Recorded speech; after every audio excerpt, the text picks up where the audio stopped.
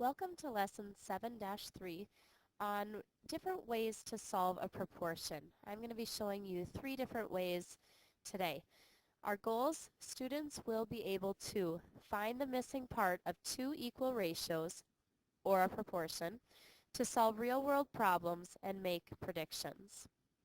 So today we're just going to learn the how, and then the next day we will really be putting that into action with some word problems. So what do we know? We know that fractions are a ratio that compares a part to a whole. So everything we know about creating equivalent fractions also works for making 2 ratios equal to each other. So a picture to illustrate: the fraction 1/2 tells us that one part of our whole square is shaded. So here's your part that's shaded, here's the whole number of pieces. Okay, over here, then the question is, so how many pieces out of 4 is equal to that 1:2 ratio? I could make this a for every statement and say, for every one piece shaded,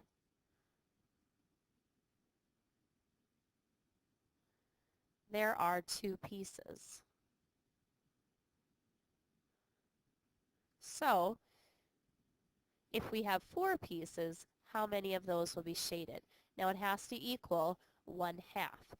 The ratio value of this, 1 divided by 2, would be 0.5, so the ratio value of this needs to also equal 0.5. So again, what part is shaded of the whole? Our whole now is 4 pieces. We can clearly see that 2 pieces are shaded. Another way to do that, I'm going to do times 2, and we get 2. So this is what we mean by solving a proportion. We set up 2 equal ratios that can look like fractions, and we find that missing piece. So here are some different ways to solve that problem. All right, so what I want you to think about as we talk about them: does one way always work for every problem the best, or should you know all 3 and then for each problem decide which strategy will work best in this problem? All right, so first we have an up and down relationship. Whatever I do from here to here, I do from here to here. So how do I get from 2 to 1? I would divide by 2. Then that's what I need to do here to get from 4 to x. I will also divide by 2. This works nice and easily. So 4 divided by 2, and I can see that x is equal to 2. We could also do a side-to-side relationship. How do I get from 10 to 20? I multiply that by 2. So I also have to multiply the top by 2, and then I would know that x is equal to 8. This is a strategy that we learned when we did our fraction chapter. Now, if you look at this third example, I can't get from 8 to 7 easily. It's going to be using a decimal, so that doesn't work extremely nicely. I also can't get from 8 to 20 nice and easily, so we need another plan. We're going to use what we call the crisscross. Now you remember cross multiplying to see if 2 fractions were equal. That was our airplane strategy. We learned that 8 times x, right here up in the cloud, this times this diagonally has to be equal to this times this up in this cloud. So we know that 8 times x, or 8x, is equal to 20 times 7, or 140, if we want these 2 fractions or ratios to be equal to each other. Well, I hope you recognize that we have an equation that we can now solve. So our equation, I'm going to rewrite down here, is 140 is equal to 8x. The opposite of x times 8 is to divide by 8.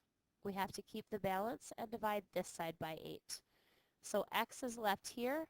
Use your calculator to do 140 divided by 8, and that equals 17.5. So x is going to be 17.5. So these are your 3 strategies. Look for an up and down relationship that works nicely. If you don't see that, try a side-to-side relationship, multiplicative relationship that works nicely. If you get to a problem where neither of those strategies works well, then try the crisscross. This times this equals this times this. Then you simply solve your equation for x. All right? I want us to look at these three problems. We're going to decide which of these three strategies we think is going to work the easiest, and we will circle that and then go ahead and solve. Here's our first, 8 over x equals 7 over 28. First all you will look, I'm going to look side to side first. Can I get from 7 to 8 nice and neatly? And I'm going to say no. 7 times 1 is 7, 7 times 2 is 14. So that is not my easiest strategy. Let's look for that up and down. I can see that, yep, 7 times 4 is 28. That works really nicely. So 8 times 4 is going to equal x. X is going to be equal to 32. So our up and down relationship was the best strategy for that problem. Let's try number 2. Let's try that up and down, 20 to 15. Notice that my arrow goes in whatever direction would be towards the x. Sometimes that's down, sometimes that's up. Is there a nice and neat way for me to get from 20 to 15 without a decimal? No. So that's not going to be my best strategy for this problem. How about side to side? We always want to go towards x, our arrows. So 20 to get to 4, that does work nicely. I will divide by 5. So we have to divide the top by 5. So x is going to be equal to 3. So that did not work for us, but this worked very nicely. All right, this last problem, let's try our up and down. Always want to do your arrows towards the x. Is there a nice, easy way to get from 4 to 5 without a decimal? No. So we'll cross that out. That's not going to be the best strategy. How about side to side? Go towards your x. And 4 to 10, that's going to need a decimal, so that doesn't work very well either. So let's try our crisscross. Go ahead and do your cross products. 5 times 10, put your answer in the cloud. That's 50. If I want my ratios equal, I need my clouds equal. So x times 4 is 4x. Now we have an equation. Let's rewrite that so I have room to solve. 4x equals 50. We know how to solve that. The opposite of x times 4 is to divide by 4. Keep the balance and divide the other side by 4 also. Over here we get x is equal to 50 divided by 4. You may use a calculator for that. And you will get an answer of 12.5. It is okay to have a decimal as an answer. Okay, so in this situation, our crisscross was the best way to go.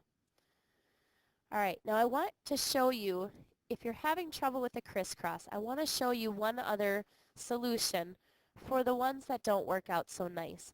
So here are 2 examples that we've already seen that we used the crisscross for. I want to show you one other way that you may always use if you prefer this. Now, we can still use the side to side and just use our calculator for a little bit of help. Here's what we do.